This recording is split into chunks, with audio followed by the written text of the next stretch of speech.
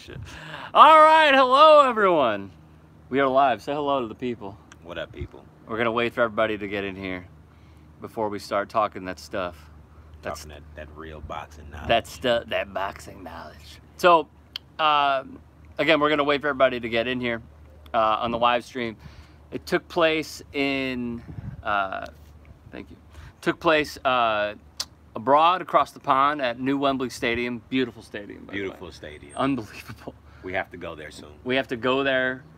We have to sit ringside. Yep. And we have to score a fight better than Adelaide Bird ever will on her best day. And I might be in the ring. So check out that. Watch out for that. Okay, so You want me to grab that to prop what's that? You want me to grab this to prop the phone again? No, I think we're good. Okay. I think we're okay. No sound? Can you guys not hear us? Someone try commenting again and telling me if you hear us or not. Because if not, then we're gonna start this damn thing over. Yarrow. Oliver, can you hear us? I don't know what yarrow means. What does yarrow mean? Hello. Yarrow. Anybody let it? All right, great. They hear us. Okay, lovely. Anthony Joshua defeats Alexander Povetkin. Povetkin, 11 years older at 39 to Joshua's 28. But he looked great, though. They both look good. Mm-hmm. So this was a fight that I think we could say occurred in 3 stanzas. Yeah. It was the first 3 rounds where we were a little indifferent on one round. Overall, we thought that Povetkin won the first 3 rounds. First 3 correct? rounds. Let's go over here, actually, just so we could have the table and I don't have to hold this the entire time. So Povetkin, in my eyes, won. Oh, sorry, guys. Hang on. No, we're good. Povetkin won the first 3 rounds, in my opinion, but you had it 2-1. Yeah. And then the next 3, 4, 5, and 6 is where Anthony Joshua sort of...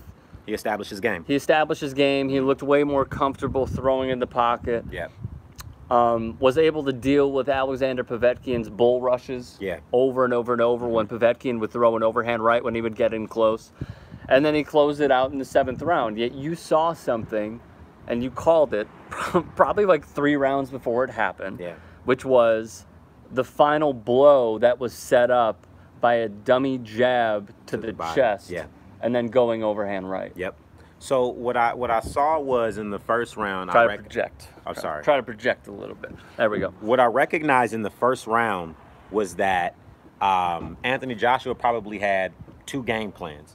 His first game plan was, am I going to come forward? Am I going to be the aggressor? Am I going to press the pace on this older man? Am I going to try and get him out of there? I think that he learned his lesson from the late start, the slow start that he got from boxing Klitschko, that I can't, when I'm fighting an older man, I have to treat him like he's an older person. I have to come forward. I have to press the issue. And I think that in the first round, he wanted to see, was Povetkin's power real?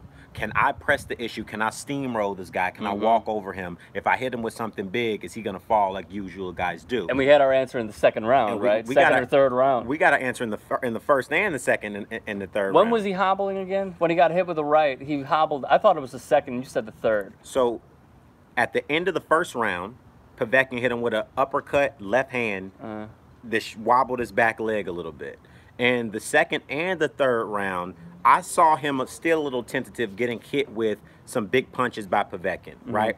But also what I realized in the 3rd round was that he recognized, okay, you know what? Standing toe-to-toe with this guy isn't going to work. Pressing the issue with him isn't going to work. Coming forward and being the aggressor isn't going to work. I have to fight behind a really smart jab. I have to break him down and poke holes in him. And that is what I believe is the first story of this fight. When everyone wants to send in their comments as well, we will continue to read all of those. So please do send them in. The screen just went dim for a second. I don't know what the hell just happened, but we're still live, so we're good. What did you notice about Anthony Joshua's defense? Needs work? His defense definitely needs work, but he's better when he uses his legs. And I think that I said this on our broadcast yesterday, Rick. He can't... Pre-fight clip. That's also available on the channel. Pre-fight. I recognize in the fight with David Price against Povetkin, David Price stood stationary and tried to catch all of the shots to the body, right? And when you're fighting a smaller pressure fighter like that, you don't want to do that. You want to use your legs, pop in and out of range, because it makes them have to reach, which opens up shots for you. The shots that AJ got hit with, if you go back and watch the fight, they all pretty much came from when AJ was standing stationary and trying to catch the punches here and stay composed. But then a little later on, you noticed to me, well, we both noticed that his left hand was so far down. It was like at his crotch at some points, hand, of course, below his waist. And then you noticed that he was trying to do a Philly shell defense, which for a heavyweight seems odd. And it seems really silly, right? Yeah. What the low hanging arm does, it allows you to sneak those body shots in. Here, stand up so we could see it real quick. Let me see if I can position this. Okay, go for it. What the low hanging arm allows you to do is sneak the body shot in really easily, as opposed to bringing it up here and then bringing it down, because you telegraph the punch. Right. So he knew all along, I think pretty much after the third round, that he was going to set him up for that big overhand right. And so he's keeping his arm low so that Povetkin gets used to getting touched to the body, poked to the body. And if you notice, not all of the punches to the body were big shots. Some of them were stiff enough to create the distance that he needed when he needed it, and some of them were just taps so that he could get used to leaning forward. And when he noticed that he was leaning forward, he knew that he had him. You also noted something to me, and it was in the first round, where Anthony Joshua was giving up his height. Yeah. For a guy that is so tall and so menacing of a figure, is that common for most heavyweights? His size, not weight-wise. Yeah, I know what you mean. Height-wise. Yeah. Height-wise, what that tells me, that is the indicator that he wanted to be aggressive, right? When you're crouching down when you are fighting someone smaller and they drop in front of you, you either want to drop with them or you want to get out of range. Right. Because if I'm smaller and I drop in front of you, I'm either coming with an overhand right or I'm coming with something to the body that's going to hurt you really bad. If I drop down low, I take away that target zone so you don't have much to hit, right? So what I noticed when I saw Anthony Joshua giving up his height, when Povetkin would kind of charge in, AJ would give up his height and kind of get ready for it, is he wanted to exchange. That's what let me know he wanted to be aggressive and he wanted to see if Povetkin could take his punches. Now, for Povetkin, who again is 39 years old, yet looked somehow like he was probably 30 in my eyes, looked great. He looked great. He landed a few punches. We thought that Anthony Joshua suffered a broken nose. I don't believe that is the case, because the nose actually looked fine. It looked fine down didn't look crooked, didn't look off. It was just bleeding profusely. And then, of course, I believe it was in the third or fourth round when Joshua started getting his footing and started becoming more and more comfortable, when he actually landed a punch. It wasn't a headbutt. It was a punch where Povetkin started bleeding from his left eyebrow, the tail end of his left eyebrow. However, for Povetkin, when he got hit and went down, we saw in the replay that his trainers tried holding him down. Shows the heart that he has. However, he would get knocked out maybe 10 to 15 seconds later. Does he continue to fight after this, in your opinion? You know, he's 39 years old. And what does he have left to prove? He's 39 years old. He doesn't have too much more to prove. Everyone knows that he has heart. This was a gutsy performance. This was, you know what, it's something about AJ maybe that brings the best out of these older fighters, right? Because you saw Klitschko when he fought Fury. Great fight. He seemed so confused. He seemed like he didn't know what was going on. He seemed like a shadow of himself. He gets in the ring with AJ. He knows he has to bring his A game, and now it's probably the best Klitschko that we have seen in years, right? Not boring at all. Not just 1-2 and hold. Jabbing. Not just 1-2 and hold, right?